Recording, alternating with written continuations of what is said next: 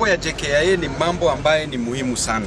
JKIA iko na workers over 20,000 pale katika JKIA na familia ambazo wana support.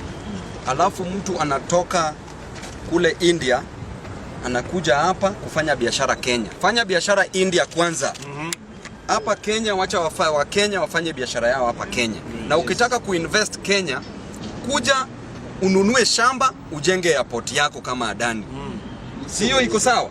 Na uajiri wa Kenya hapo. Si ati kukuja kuchukua airport ya wananchi.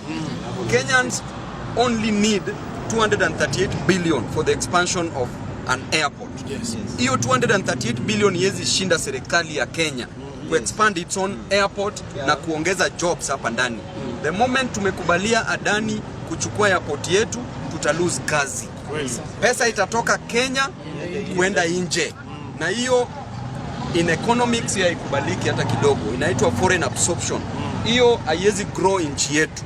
Kwa hivyo Adani tunakuon kabisa. JKIA is my constituency. And we are not going to allow you and President Ruto kuwa na utu kabisa kwa Wakenya. Wakenya wanakulipa tax, hawaoni chochote. Wanafanya mambo mingi, hawaoni chochote. Lakini wewe umeamua lazima uadhibu. Samea Wakenya wajakukosea. Wasamea wajakukosea. Wewe kama rais kazi yako ni kucreate environment nzuri ya biashara. Si kuhakikisha ya kwamba Wakenya wanadhulumiwa. Umeshadhulumu Wakenya kama Mkenya, tena unaleta foreigners tena pia wadhulumu Wakenya. Lakini Adani, be warned, you will not succeed in taking Jomo Kenyatta International Airport. And we are not going to allow that. Hiyo ni sawa. Na hiyo maandamano ya JKIA i-proceed. I-proceed ni constituency yangu, mimi ndo napeana license ya demonstration.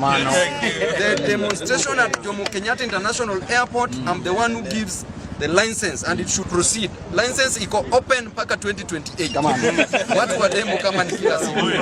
Asanteni sana.